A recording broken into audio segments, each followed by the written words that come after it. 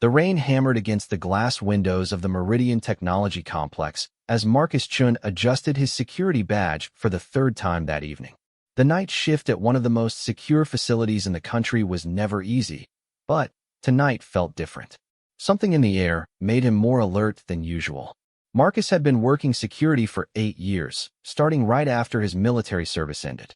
He knew every corner of this building, every sound it made when the wind picked up, and every person who belonged here after hours. The Meridian Complex housed some of the most classified research projects in the nation, and security was tighter than most government buildings. The lobby stretched out before him like a cathedral of steel and glass. Polished marble floors reflected the soft lighting, and the reception desk sat empty except for the computer monitors that never slept. The elevator banks stood silent, their brass doors gleaming under the overhead lights. Most employees had left hours ago, leaving only essential personnel and the cleaning crew. At exactly 9:47 p.m., Marcus noticed a young woman approaching the main entrance. She moved with purpose, not like someone who was lost or confused. Her dark hair was pulled back in a simple ponytail, and she wore jeans and a plain jacket that had seen better days. Nothing about her appearance suggested she belonged in a high-security facility. Marcus watched through the reinforced glass as she reached for the door handle. The automatic locks had engaged at 6 p.m. sharp, as they did every weekday. No one got in without proper authorization after hours, and this woman definitely did not look like she had proper authorization. He pressed the intercom button. "Excuse me, miss. The building is closed for the evening. If you have business here, you'll need to come back during regular hours." The woman looked up at the security camera and spoke clearly. "I need to get inside. It's important." Her voice was calm, almost eerily so. Most people who tried to enter after hours were either frantic employees who had forgotten something or confused visitors who had the wrong address. This woman seemed neither frantic nor confused. "I'm sorry, but I can't let you in without proper identification and authorization," Marcus replied through the intercom. "The building opens at 7 a.m. tomorrow morning." The woman reached into her jacket pocket. For a moment, Marcus tensed, his hand moving instinctively toward the panic button. But she only pulled out what appeared to be an identification card. She held it up to the glass door where Marcus could see it. From his position at the security desk, it looked like a standard government ID, but he couldn't make out the details clearly enough to verify its authenticity. "Hold on," Marcus said, leaving his post to approach the entrance. As he got closer, he could see the woman more clearly. She appeared to be in her late 20s, with sharp, intelligent eyes that seemed to take in everything around her. There was something about her posture that reminded him of his military days. The way she stood suggested someone who was used to being in control of situations. Marcus examined the ID card through the glass. It looked official enough, with the right kind of holographic elements and security features. But it also looked different from the standard badges he was used to seeing. The agency name was partially obscured by the way she held it, and he couldn't quite make out her clearance level. "I can't verify this from here," Marcus said. "You'll need to submit it to the scanner for proper authentication." The woman nodded and moved toward the card scanner beside the door. Marcus watched as she inserted the card into the reader. For a moment, nothing happened. Then, the scanner's light began to flash in a pattern Marcus had never seen before. Instead of the usual green light that indicated approval or red light that meant denial, the scanner was cycling through multiple colors: blue, amber, white, then back to blue again. Marcus frowned. In 8 years of working at the facility, he had never seen the scanner behave this way. A soft chime echoed through the lobby, different from the standard access tone. The sound was longer, more complex, almost musical. Marcus felt a chill run down his spine as he realized he was witnessing something outside his normal experience. The woman stood patiently as the scanner continued its unusual display. She didn't seem surprised by the scanner's behavior, which made Marcus even more concerned. Anyone with a normal security clearance would have been puzzled by the system's response. "Step away from the scanner, please," Marcus said through the intercom, his voice taking on a more authoritative tone. "I need to verify your credentials through proper channels before I can allow entry." The woman looked at him through the glass, and for the first time since she had arrived, she smiled. It wasn't a threatening smile, but it was knowing, as if she understood something that Marcus didn't. The scanner is working correctly, she said. You might want to check your computer system. Marcus returned to his security station, keeping one eye on the woman as he accessed the main terminal. The computer screen was displaying information he had never seen before. Instead of the usual security alerts and status updates, there was a new window showing classification levels and access codes that were completely unfamiliar to him. The screen showed clearance levels ranging from 1 to 10, with detailed descriptions of each level's access privileges. Marcus had always known that the facility used a numbered clearance system, but he had only ever dealt with levels 1 through 5. He had heard rumors that higher levels existed, but he had never seen evidence of them. According to the display, Level 6 clearance granted access to advanced research projects and prototype development areas. Level 7 allowed entry to classified defense projects and restricted laboratory facilities. Levels 8, 9, and 10 were listed simply as special access required, with no further details. Marcus looked at the woman's profile information on the screen. Her name was listed as Dr. Sarah Chun, no relation to Marcus, despite the shared surname. Her clearance level showed as 7, with additional codes that Marcus couldn't decipher. The photograph on file matched the woman standing outside the door, but there was something strange about the timestamp on her security record. According to the computer, her clearance had been updated just 15 minutes ago, but the original record showed that she had been granted access to the facility 3 years ago. Marcus had been working at the Meridian complex for 8 years, and he prided himself on knowing everyone who had high-level clearance. He had never seen Dr. Sarah Chun before, and he was certain he would have remembered someone with Level 7 access. He picked up the secure phone line that connected him directly to the night supervisor's office. The phone rang 4 times before a tired voice answered. "Henderson here. Sir, this is Marcus at the main entrance. I have a situation that requires your attention. There's a woman here with what appears to be Level 7 clearance, but I don't recognize her, and the system is behaving strangely." There was a long pause on the other end of the line. "Did you say Level 7? "Yes, sir. Dr. Sarah Chun." The scanner accepted her credentials, but it's showing patterns I've never seen before. "I'll be right down," Henderson said, his voice suddenly much more alert. "Don't let her in until I get there, but don't treat her as a threat either. This might be above our pay grade." Marcus hung up the phone and looked back at Dr. Chun. She was still standing calmly by the door, occasionally glancing at her watch but showing no signs of impatience or frustration. Her behavior was completely different from anyone else who had ever been delayed at the entrance. 5 minutes later, Marcus heard the elevator arrive, and Night Supervisor Henderson emerged looking more serious than Marcus had ever seen him. Henderson was a veteran security professional who had worked at government facilities for over 20 years. If he was concerned, then the situation was definitely unusual. Henderson approached the entrance and studied Dr. Chun through the glass before speaking into the intercom. "Dr. Chun, I'm Supervisor Henderson. Can you explain the nature of your visit this evening?" "There's been a development in Project Nightfall," Dr. Chun replied. "I need immediate access to Laboratory Complex C." Henderson's face went pale. Marcus had never heard of Project Nightfall, but Henderson's reaction suggested it was something significant. Laboratory Complex C was in the basement levels of the building, areas that Marcus had never been authorized to enter. "Can you provide verification codes for Project Nightfall?" Henderson asked.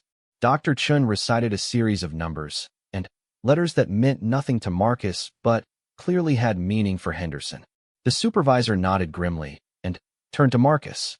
"Override the standard entry procedure," Henderson said quietly. "Use your master access code and let her in." Marcus hesitated. "Sir, are you sure? I've never seen her before, and her security record shows some irregularities." Henderson put his hand on Marcus's shoulder. "Son, there are aspects of this facility that operate on a need-to-know basis. Right now, you need to know that Dr. Chun has legitimate business here, and that business takes priority over standard procedures." Marcus input his master access code, and the heavy glass doors unlocked with a deep mechanical sound.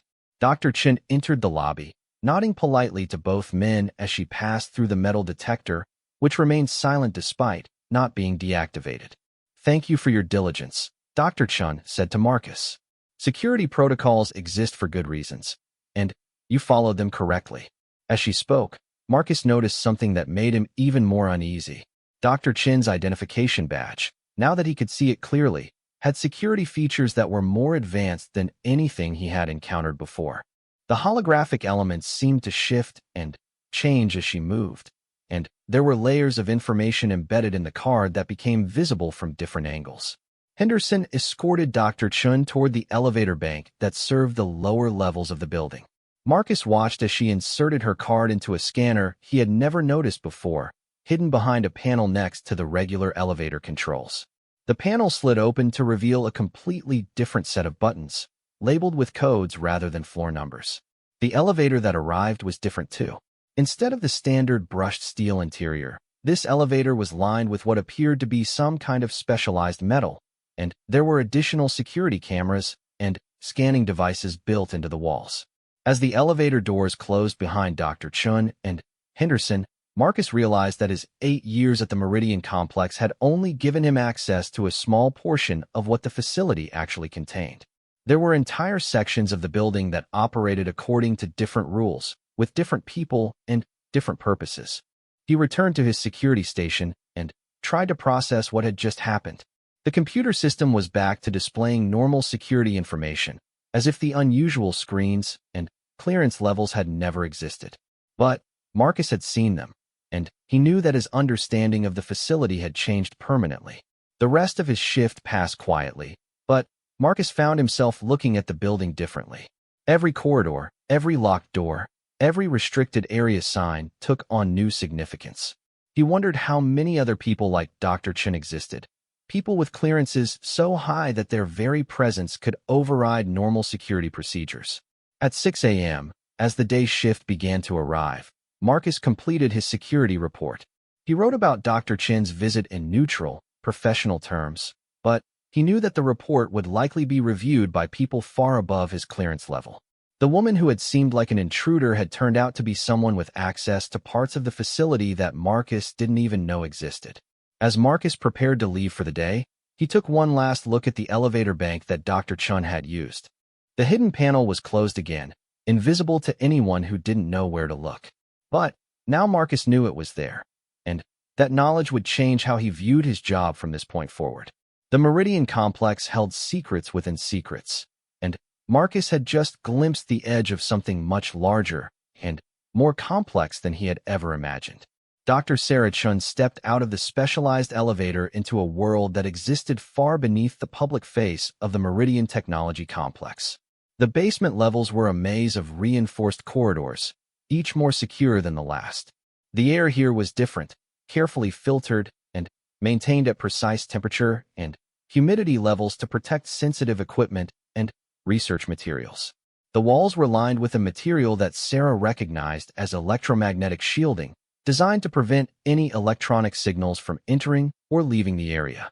Security cameras were positioned at regular intervals, but these were not the standard surveillance equipment used in the upper levels. These cameras used advanced facial recognition technology and could detect biometric signatures from a distance. Henderson walked beside Sarah, his security badge glowing with a different color than the standard employee badges used elsewhere in the building. The deeper they went into the facility, the more apparent it became that this was a completely different operation from the commercial technology research that took place above ground. Dr. Chun, Henderson said as they walked, "I have to ask, how long has it been since you've been to Laboratory Complex C?" Sarah checked her watch, a device that looked ordinary but contained encrypted communication capabilities. 18 months. The last time was when we completed the initial Phase 3 trials. Henderson nodded, but Sarah could see the confusion in his expression. She understood his uncertainty. The security records would show that Dr. Sarah Chun had not accessed the facility in over 2 years, and yet here she was, speaking about events from 18 months ago with complete familiarity. They passed through 3 more security checkpoints, each requiring different forms of authentication. At the first checkpoint, Sarah placed her hand on a biometric scanner that analyzed not just her fingerprints, but also her palm print and the pattern of blood vessels beneath her skin. At the second checkpoint, a retinal scanner verified her identity by examining the unique pattern of her eye. At the third checkpoint, she submitted to a brief DNA analysis that compared her genetic markers to a secure database. Each security station was staffed by personnel who clearly operated at a higher classification level than the guards in the main building.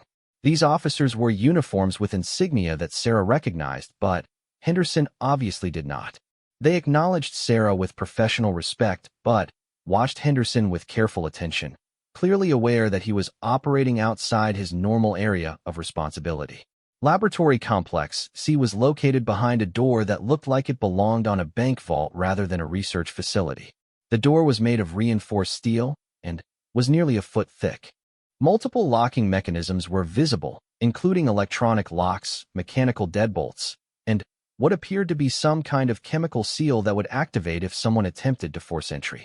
Sarah approached the door's security panel, which was unlike anything Henderson had ever seen. Instead of a simple card reader, this panel featured multiple input devices, a place for her security card, a biometric scanner, a keypad for numerical codes, and what appeared to be a voice recognition system. Voice recognition activated. Announced a computer-generated voice. Please state your full name and authorization code. Dr. Sarah Elizabeth Chun, authorization Nightfall 77 Alpha. Sarah replied clearly. The computer processed her response for several seconds. During this time, additional scans were taking place automatically. Henderson could see lights moving across Sarah's face and body, analyzing aspects of her appearance that he couldn't identify. Biometric verification complete. DNA analysis complete. Voice pattern recognition complete. Access granted to Laboratory Complex C. Please note that all activities within this facility are monitored and recorded. The massive door began to open with a series of mechanical sounds that indicated the disengagement of multiple security systems. As it opened, Henderson could see that the door was not just thick, but also contained layers of different materials, each designed to provide specific types of protection. The interior of Laboratory Complex C was unlike anything Henderson had ever seen, despite his years of experience in high-security facilities. The laboratory was enormous, with ceilings that stretched up at least 3 stories.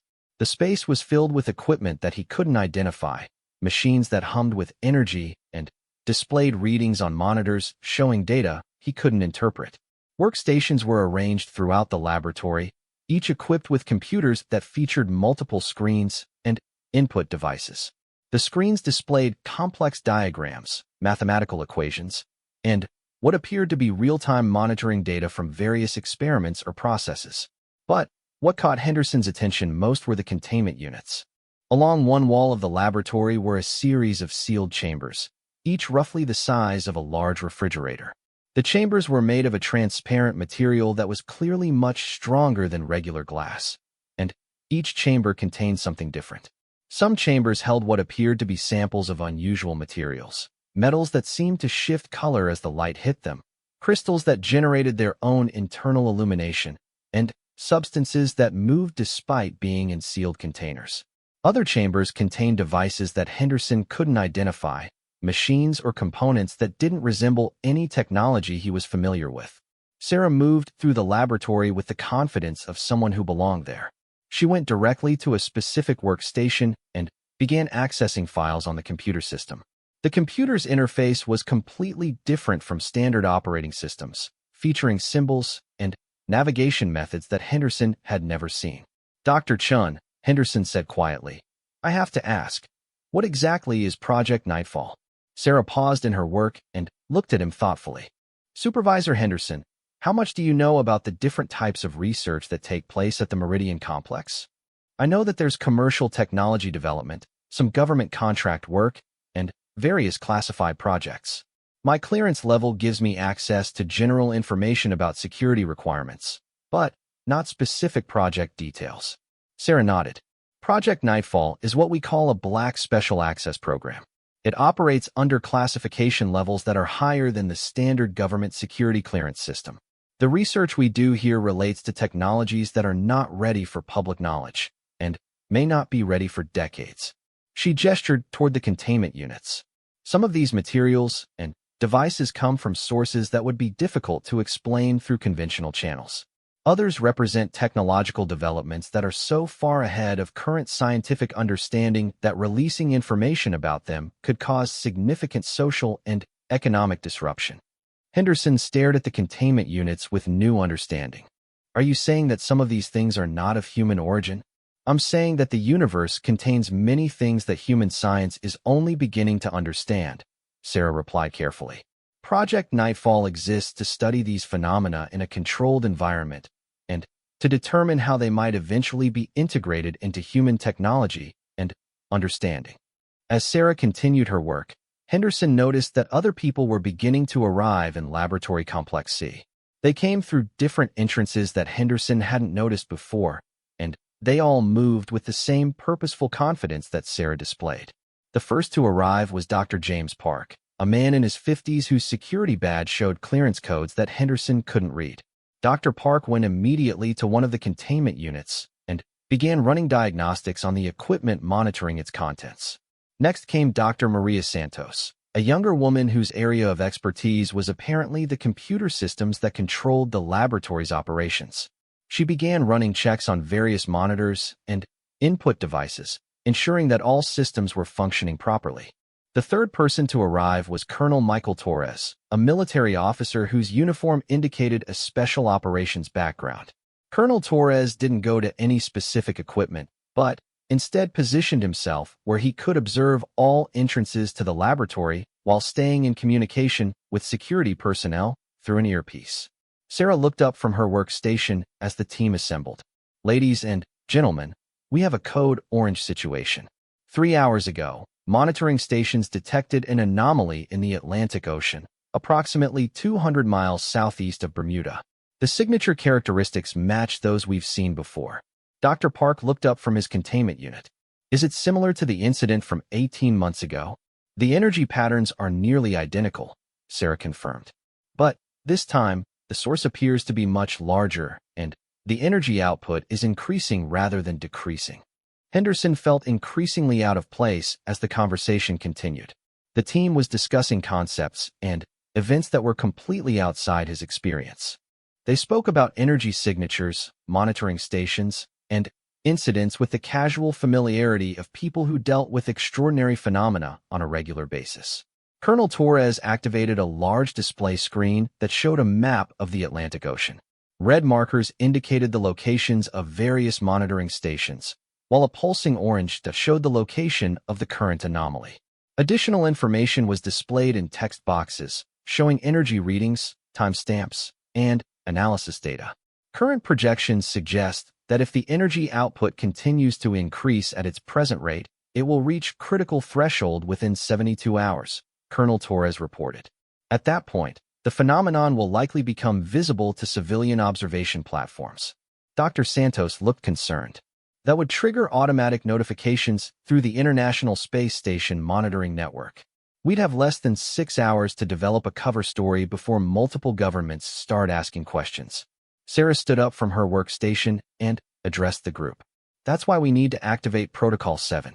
We've always known this was a possibility, but we hoped we'd have more time to develop countermeasures. Henderson cleared his throat. Excuse me, but I think I should return to my normal duties. It's clear that you have important work to do, and I don't want to interfere. Colonel Torres looked at Sarah, who nodded slightly. Supervisor Henderson, the colonel said, I'm afraid that won't be possible. You've now been exposed to information that requires special handling. Until this situation is resolved, you'll need to remain in this facility under protective custody. Protective custody? Henderson asked, feeling a chill of worry. It's not a punishment, Sarah explained. But the information you've seen today could be dangerous if it fell into the wrong hands. We need to ensure that it remains secure until the current situation is resolved. Dr. Park activated another display screen that showed what appeared to be satellite imagery of the ocean. The images were taken from multiple angles and showed an area of disturbed water that formed patterns too regular to be natural.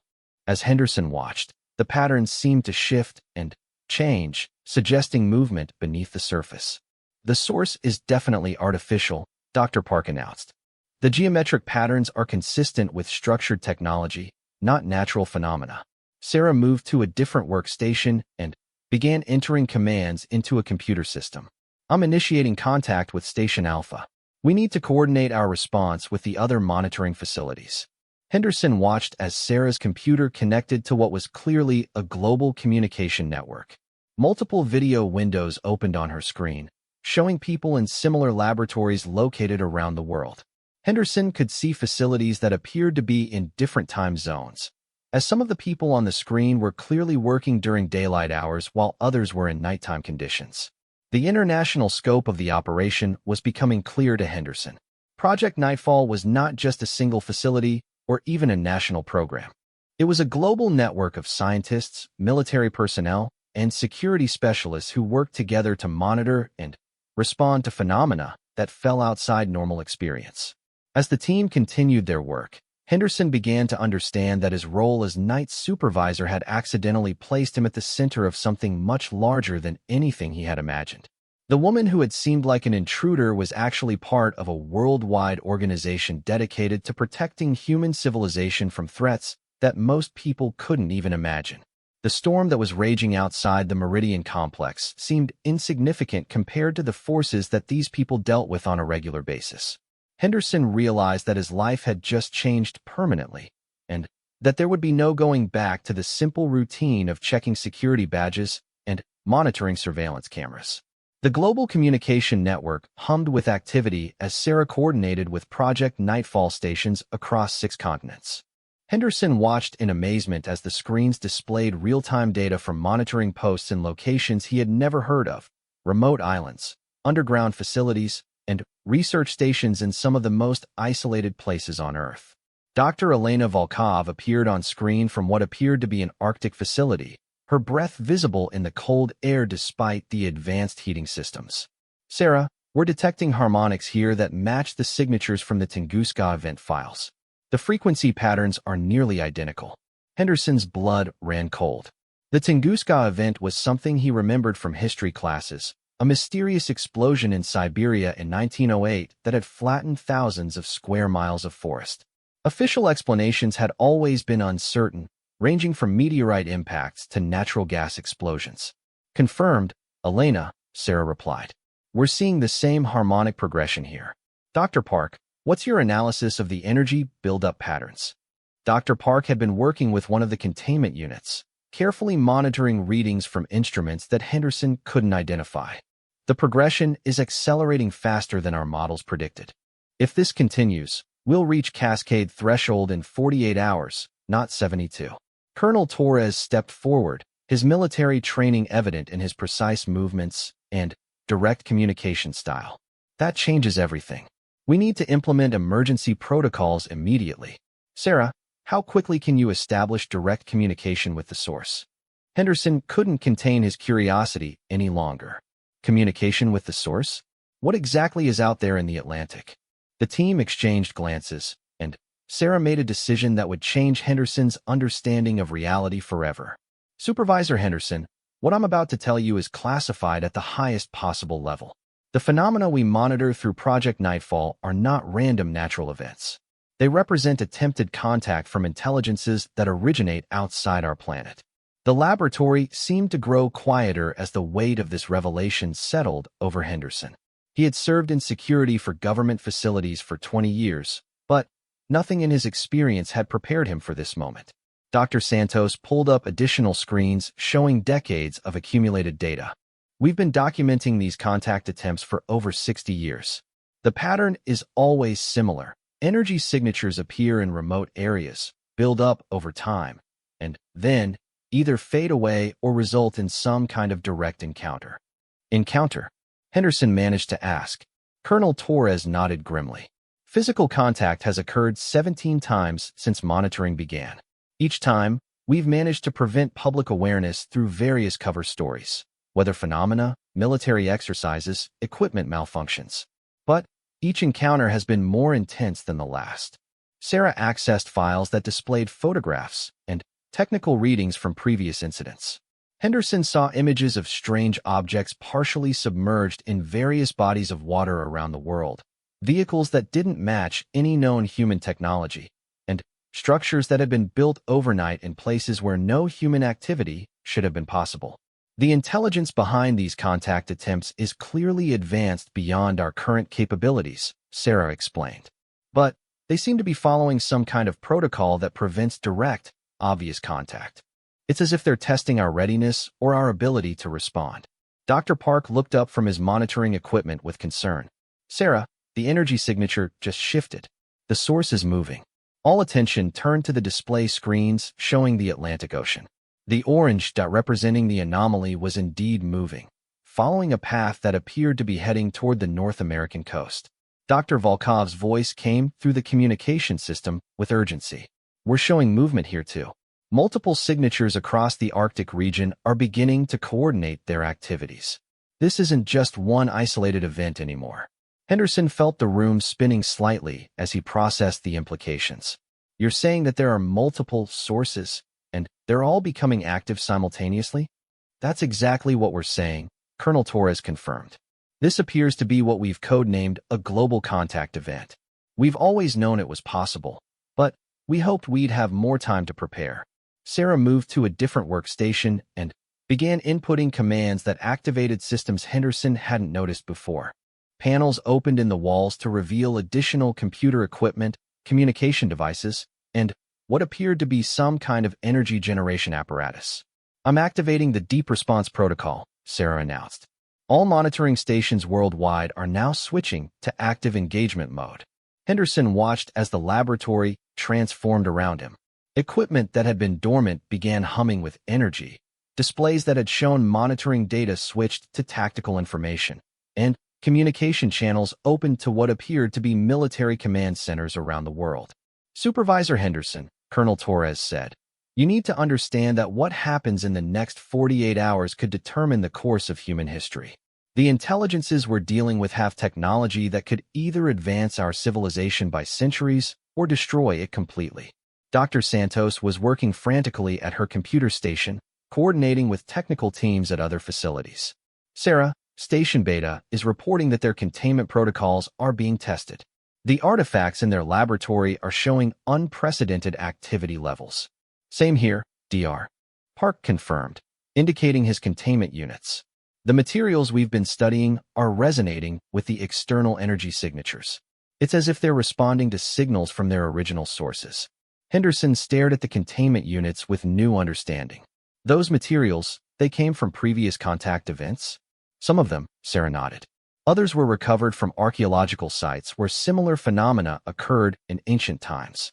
We believe these contact attempts have been happening throughout human history, but our ability to monitor and respond to them has only developed recently.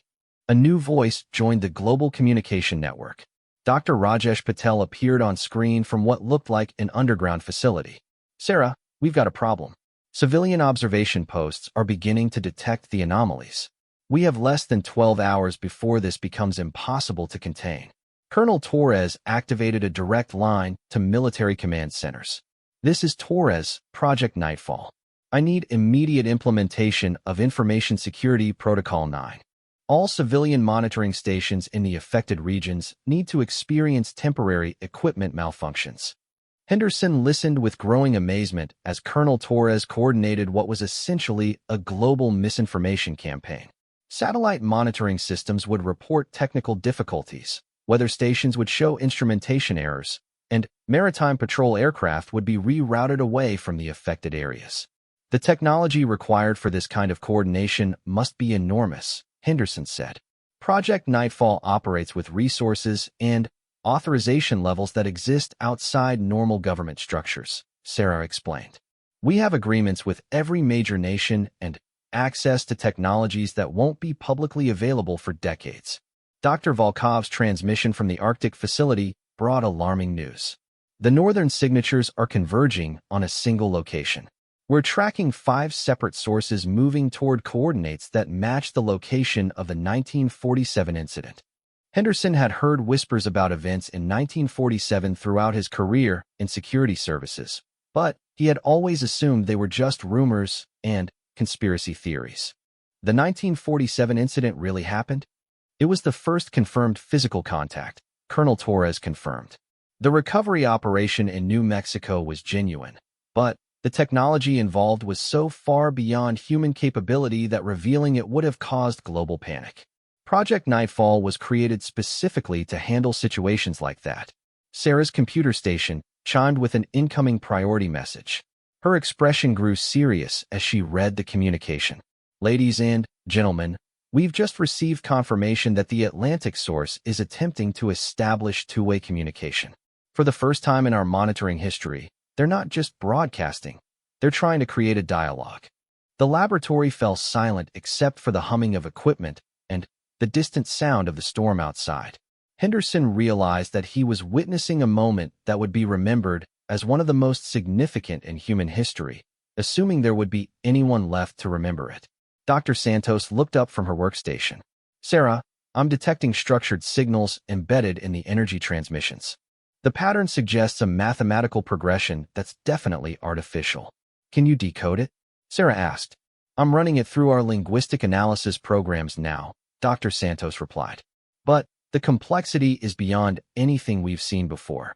It's as if they're trying to teach us their communication methods in real time. Henderson watched as screens throughout the laboratory displayed flowing patterns of symbols and mathematical equations that seemed to rearrange themselves continuously. The patterns were beautiful in a way that was almost hypnotic, but they also suggested an intelligence that operated on levels far beyond human understanding. Colonel Torres received a communication through his secure earpiece, and his expression grew grave. Sarah, I just got word from the Pentagon. Satellite imagery is showing that the ocean surface above the Atlantic source is beginning to break apart. Whatever's down there is preparing to surface. The implications hit Henderson like a physical blow. After decades of hidden contact attempts and careful monitoring, the situation was moving beyond the ability of any human organization to control or conceal. Sarah stood up from her workstation and addressed the global network of Project Nightfall facilities. All stations, this is Command Alpha. We are now implementing final protocol. All personnel should prepare for direct contact scenarios. This is not a drill. Henderson saw fear in the eyes of people who had dedicated their careers to preparing for this exact situation. Despite all their planning and preparation, the reality of what was happening was more overwhelming than anyone had anticipated. The storm outside the Meridian complex seemed to intensify, as if the weather itself was responding to the extraordinary events taking place beneath the surface. Henderson realized that the simple act of checking a security badge had led him into the most important and dangerous situation in human history. As alarms began to sound throughout the facility, and emergency protocols activated systems that Henderson hadn't known existed, he understood that there would be no going back to his normal life. The next few hours would determine not just his future, but the future of everyone on Earth. The laboratory shook slightly as massive systems activated deep beneath the Meridian complex. Henderson could feel vibrations through the floor that suggested machinery of enormous size and power coming online. Emergency lighting bathed the laboratory in red, and the normal hum of equipment was replaced by the urgent sounds of a facility preparing for unprecedented events. Sarah moved to what appeared to be the primary control station for the entire global network.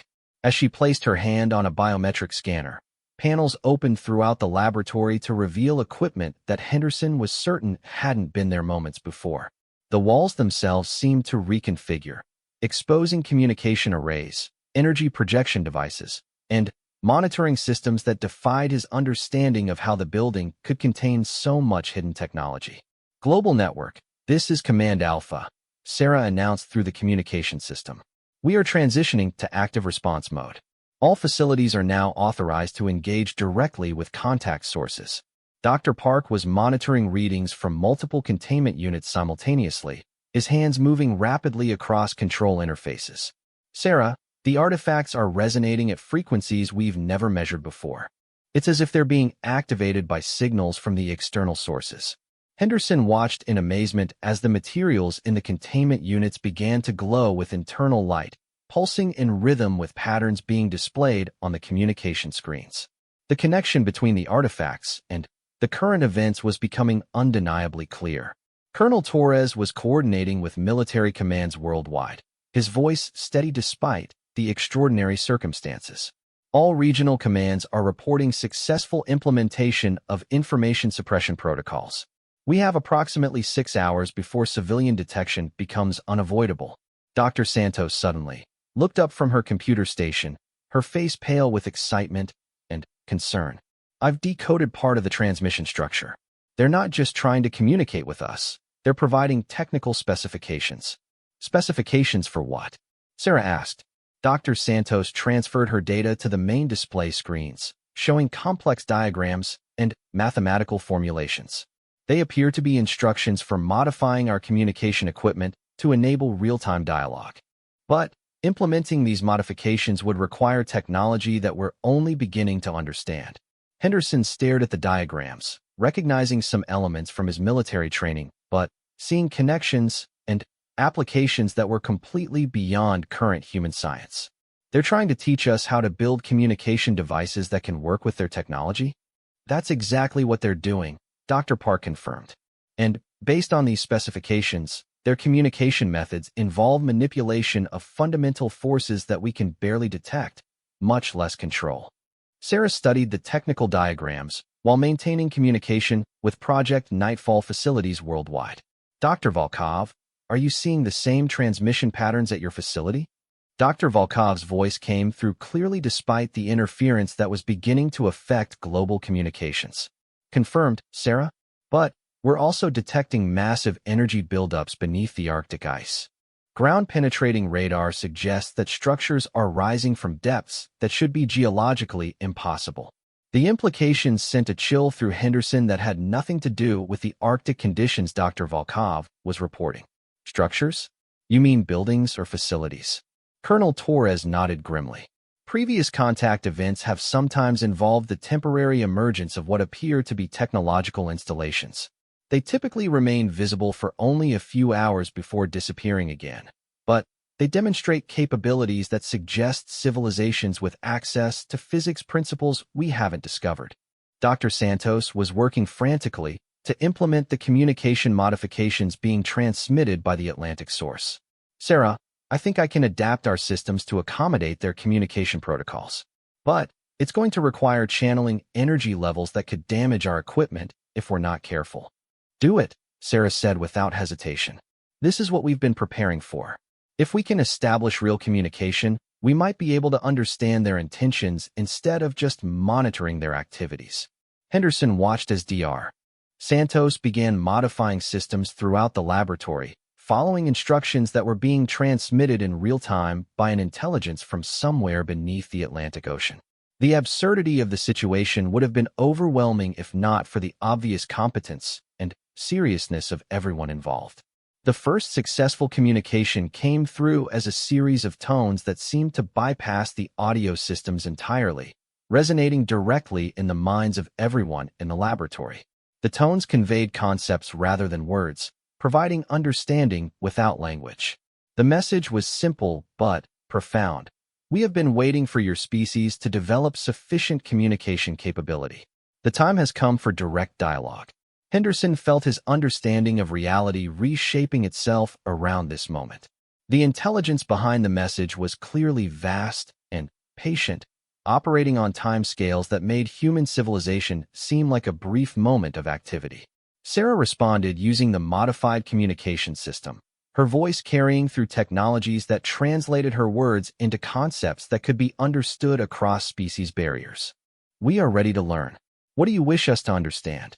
The response came more quickly this time, carrying with it images and concepts that appeared directly in their minds. Henderson saw visions of civilizations spanning multiple star systems, technologies that could reshape matter at the atomic level, and governing principles that maintain peace and cooperation across vast distances and time periods. Your species has reached a critical development threshold. The communication continued. You have developed technologies that could either advance your civilization beyond current limitations or destroy your world entirely. We offer guidance to help you choose wisely. Dr. Park was monitoring energy readings that were climbing beyond the range of normal measurement devices. Sarah, the power levels required for this communication are massive. We're drawing energy from sources I can't identify. Colonel Torres received an urgent communication through his military channels. Sarah, I'm getting reports of unusual activity worldwide. Aurora phenomena are being observed in regions where they should be impossible. Gravitational anomalies are affecting satellite orbits, and electromagnetic fields are fluctuating in patterns that are disrupting global communication networks. Sarah maintained her focus on the primary communication channel. Are these effects related to your presence here? Communication across the barriers between different forms of matter requires significant energy manipulation, came the response. The effects your associate describes are unavoidable consequences of establishing this dialogue. They will fade when communication ends. Dr. Santos was monitoring global communication networks and tracking the effects that Colonel Torres had described. Sarah, the electromagnetic disruptions are causing communication failures across multiple continents. If this continues, we'll lose contact with most of our monitoring stations. How long do we have for this communication? Sarah asked the intelligence. The energy requirements for maintaining this dialogue cannot be sustained indefinitely without causing permanent changes to your planet's energy systems. We have approximately 30 of your minutes to exchange essential information. Henderson felt the pressure of the time constraint. 30 minutes to have a conversation that could determine the future of human civilization. The enormity of the responsibility was almost paralyzing. Sarah seemed to understand the critical nature of the situation. What is the most important information you can share with us in the time we have? The response came as a flood of images, concepts, and technical specifications that threatened to overwhelm human understanding. Henderson saw technologies for generating unlimited clean energy, methods for healing diseases that had plagued humanity for millennia, and principles for organizing societies that could prevent war and conflict. But he also saw warnings, technologies that seemed beneficial but could lead to dependency, solutions that would solve immediate problems but create greater difficulties in the future, and the consequences of civilizations that had made the wrong choices when faced with similar opportunities. Many species reach this threshold, the intelligence explained. Some use the knowledge wisely and join the community of advanced civilizations. Others become dependent on external guidance and lose their ability to develop independently. Still others misuse the technologies and destroy themselves. Dr. Park was struggling to process and record the technical information being transmitted. Sarah, they're providing specifications for energy generation methods that could replace all current power sources on Earth. But the complexity is beyond anything our current science can implement. That is intentional, the intelligence responded, somehow monitoring their conversation. Technologies must be developed gradually. Sudden advancement without corresponding wisdom leads to disaster. We provide knowledge of principles, but implementation must come through your own understanding. Colonel Torres was tracking global effects that were becoming increasingly dramatic. Sarah, we're losing contact with facilities worldwide. The electromagnetic effects are intensifying beyond our ability to compensate. Sarah made a decision that would resonate through history. We accept your guidance, but we need time to develop understanding gradually. Can you establish a permanent communication method that doesn't require these energy expenditures? We will establish monitoring stations in your ocean depths, the intelligence replied. When your species is ready for the next level of guidance, we will respond to specific communication protocols. But that decision must come from unified global leadership, not from individual organizations. Henderson understood the implications. Project Nightfall had been operating in secrecy, but future contact would require acknowledgement and coordination at the highest levels of human government worldwide. The communication began to fade as energy systems throughout the laboratory approached critical overload limits. In the final moments of contact, the intelligence transmitted one last message that would guide humanity's future development. Remember that advancement without wisdom is destruction. Develop understanding gradually, maintain unity among your people, and care for your world. We will be watching and will respond when you demonstrate readiness for greater knowledge. As the communication ended, systems throughout the laboratory began shutting down in controlled sequences to prevent permanent damage. The global electromagnetic effects began to fade, and communication networks worldwide started coming back online. Henderson sat in the sudden quiet that followed the end of the most extraordinary conversation in human history.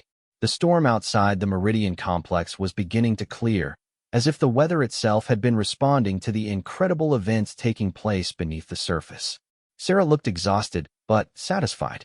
Ladies and gentlemen, We have just successfully completed the first confirmed two-way communication with an advanced non-human intelligence. Our work now begins in earnest. The implications for Henderson's future were clear. He could never return to his simple job as a night security supervisor. He was now part of something that would reshape human understanding of the universe and humanity's place within it. As the team began the process of documenting and analyzing everything that had occurred, Henderson realized that his life had changed forever the moment Dr. Sarah Chun had appeared at the entrance with her Level 7 security clearance. What had seemed like a simple security check had led him into the most important moment in human history. The future of humanity now depended on how wisely the knowledge and guidance they had received would be used. And Henderson, who had started the evening just trying to do his job correctly, was now part of the team responsible for helping guide that future.